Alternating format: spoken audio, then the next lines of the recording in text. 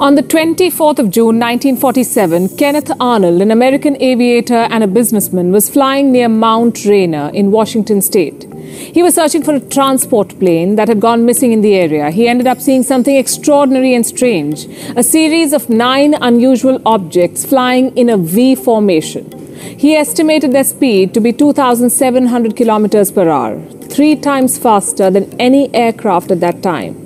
He said they were moving side to side, occasionally flipping and darting around, and looked like saucers skipping on water. The news of his sightings hit the US media. The pilot had all the makings of a reliable witness, but the details of his observations were twisted. Media reports said he had encountered flying saucers. This was perhaps one of the biggest misquotes in history, but the term flying saucer became a household name in America. Soon everyone was scanning the skies for flying saucers. Reports started coming in from all over the world. There were nearly 853 flying disc sightings in 1947 alone. And they grew with time. This obsession turned into pop culture. It became fodder for Hollywood films, which linked the phenomenon with aliens. Now we call them UFOs, unidentified flying objects.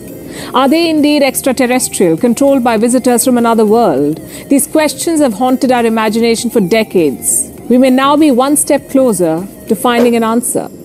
The new chief of the American Space Agency has asked scientists to investigate the existence of unidentified flying objects. This comes exactly 1 year after the US Department of Defense released 3 declassified videos. They showed US Navy pilots encountering what appeared to be UFOs.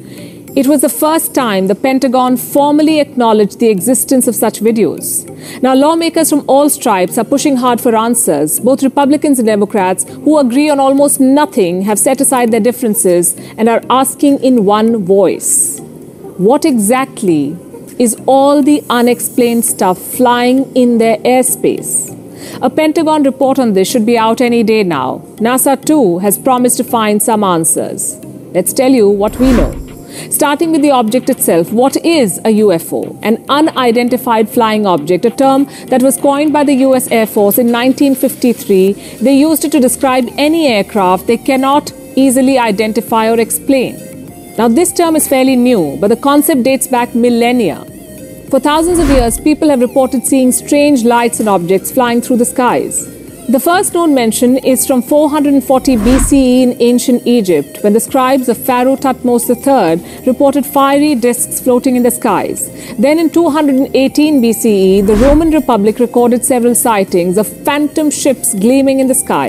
In Christianity, there's a painting depicting the crucifixion of Jesus Christ, which shows 2 UFOs at the top corners. Neither of the pilots have a halo around them, which discards the possibility of them being divine beings. And in India, the earliest reference goes back to 10,000-year-old rock paintings found in the Bastar region of Chhattisgarh.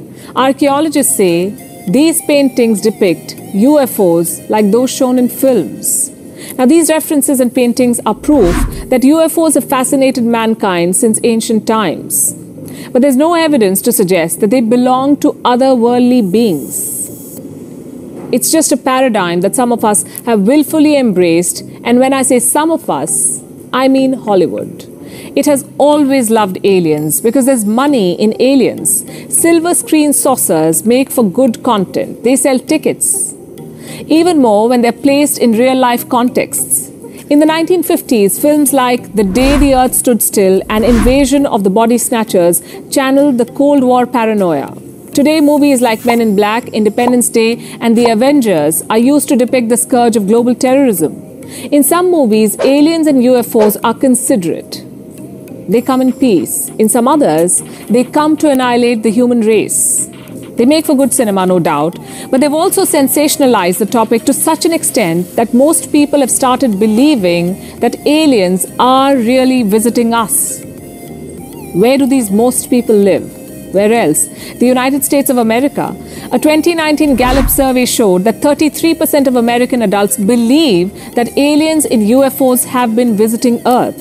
Another survey in the same year, nearly 50% said that successive American governments have been hiding something about UFOs. But how many Americans have seen a UFO? According to America's National UFO Reporting Center, there have been at least 90,000 sightings since 1905, with an average of 6 sightings per day, and some of them at the same time in the exact same place. On the 31st of October 2004, 77 people reported seeing a UFO in Chicago, Illinois.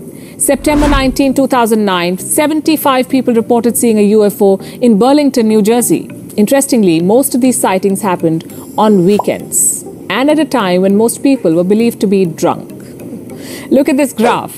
It depicts all UFO sightings between 2000 and 2014. Most of them happened during drinking hours. Now, we're not suggesting that everybody was drunk, but the timing and the rate of alcohol consumption, the states they were reported in, is often used to reject the claims. So what did these people see?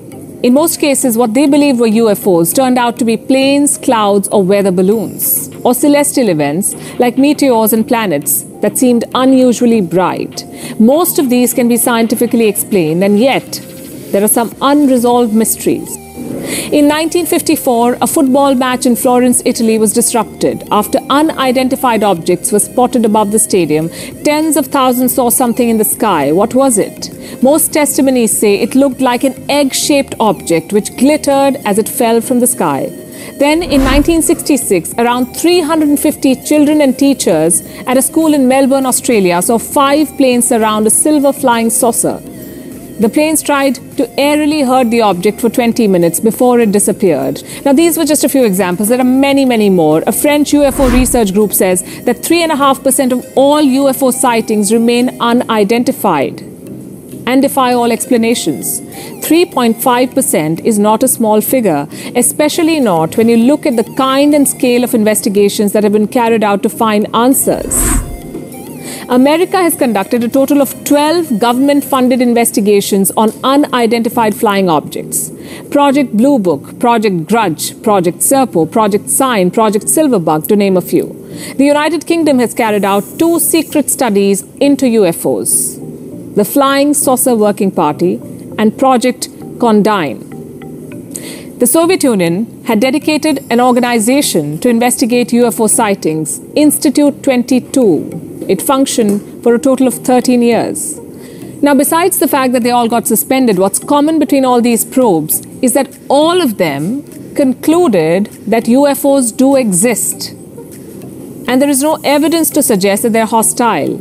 Some said they could probably be extraterrestrial beings that have no interest in making contact with humans.